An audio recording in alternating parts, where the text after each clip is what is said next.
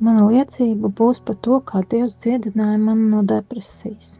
Depresija man bija 17 gadus ar visiem tiem simptomiem, kas nāk līdz depresijai. Tas bija smags laiks, bija ļoti liela ilgošanās pēc tā, lai tā beidzās, lai es varu dzīvot normālu dzīvi.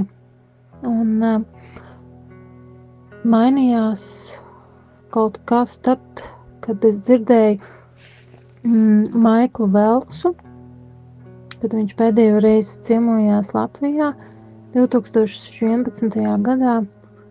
Un viņš teica tā, ka Dievs saviem bērniem pieļauj tikai to vislabāko, kas nāk viņiem pa svētību, un ka Dievs ir mīlestība. Un ka Dieva griba ir visperfektākā vai vispilnīgākā lieta, ko cilvēks vien var vēlēties. Un tad es sāku lūgt katru dienu un ieaicināt Dieva gribu savā dzīvē. Un tā es lūdzu 2 gadus, un nekas šķita nemainījās. Bet tad viena diena, kad bija ļoti, ļoti smagi, tad nāca tāda atklāsme par to, ka ja jau Dievs, tu esi pieļāvis manā dzīvē depresiju, un ja tu esi mīlestība, ja tu man tik ļoti neprātīgi mīli, tas nozīmē, ka tu zini, kāpēc man tā depresija vajadzīga. Varbūt tu mani gribi no kaut kā briesmīgāka pasargāt.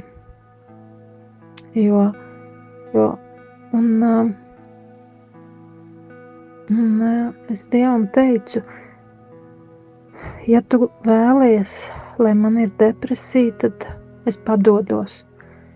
Es padodos Dievs, un tad, lai es esmu gatava dzīvot visu savu atlikušo dzīvi ar depresiju.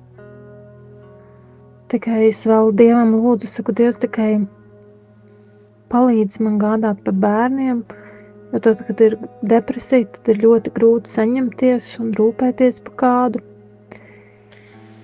Un nākamajā rītā, kad es pamodos, es sapratu, es zināju, ka depresija ir projām. Un tad man nāca 2 domas. Viena doma bija tāda, paies laiciņš un depresija atgriezīsies. Bet otra doma bija tāda, ko Dievs dziedina, tas ir dziedināts. Un es pieķēros šai otrajai domai un apliecināju, ka Dievs, es zinu, ka tu esi mani dziedinājis. Un es biju pieņēmusi Dievu gribu un atlaidusi to. Es vairs to necīnījos par šo depresiju. Un Dievs par mani apžēlojās. Dievs dziedināja mani no šīs depresijas. Un pēc tam sekoja, 3 gadu laikā viņš man atjaunoja, jo depresija mani bija tā novārdzinājusi, man nebija ne darba spējas, man nebija ne prieka, ne miera, bet 3 gadu laikā Dievs atjaunoja prieku, mieru, darba spējas, tā slava Dievam. Un vēl es gribēju piebilst par to, kā Dievs atjaunoja man prieku. Man bija pazudus prieks, depresija bija nolaupījusi man prieku. Ar prātu es sapratu, ka ir jāsmējās, ka ir jāpriecājās, bet tas prieks nebija, es biju tukša. Un šajā seminārā Maikls Vels arī teica tā, ka ja jums kāda lieta nav, jūs varat lūgt, lai Jēzus nāk un kļūst par šo lietu. Ka mums ir tā kā jāpieštepselējās pie Jēzus. Un tad es sāku katru dienu lūgt. Es teicu, Jēzu, nāc un esi mans prieks. Un katru dienu es tā cītīgi lūdzu Jēzu un ieaicināju Jēzu, lai viņš kļūst manī pa manu prieku. Un tad, apmēram 2 mēneši pagāja, un tad pēkšņi es jūtu, ka prieks sāka dzimt mani iekšā. Viņš nenāca no ārpuses, viņš nenāca manā prātā, bet viņš tur dziļi manī, manā kodolā, manā identitātē, tā kā tāds avots tā kā atraisījās, un tas prieks sāka plūst no manas pašas. Un, slava Dievam, ka Jēzus kļuva par manu prieku.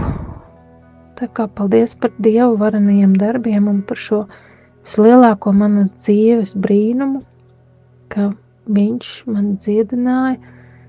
Un tagad ir pagājuši vairāk kā 10 gadi, kopš es esmu piedzīvojis šo dziedināšanu, un Dievs ir atjaunojis manis, un kā es tiešām varu apliecināt, ka Dievs tiešām ir dziedinājis, un tā depresija nav atgriezusies. Slava Dievam! Paldies Tev, mīļais debes Tēvs, par Tavu mīlestību uz mums. Paldies, ka Tu pats esi mīlestība. Paldies Tev, Jēzu, ka Tu esi vienas lūgšanas attālumā. Paldies, Kungs, ka Tu mūsu dzīvēs pieļauj tikai to, kas nāk mūs par svētību. Paldies, ka Tava griba mūsu dzīvēs ir pilnīga.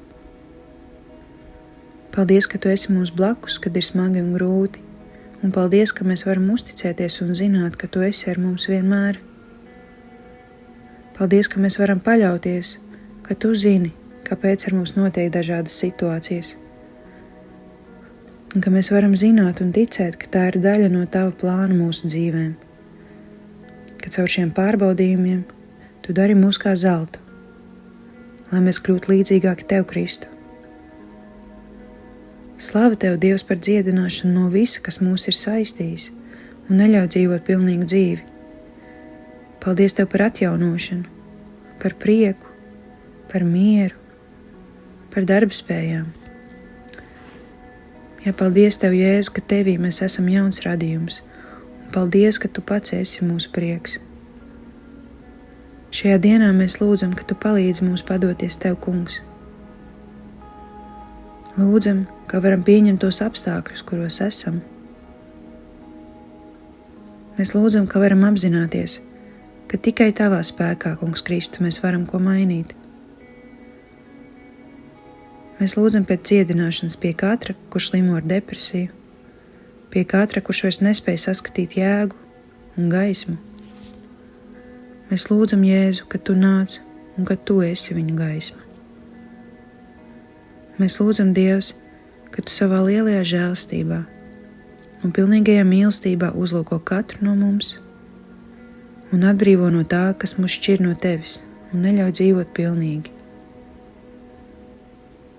Tev lūdzam, Jēzu Kristu, mēs Tavā vissvētākajā vārdā.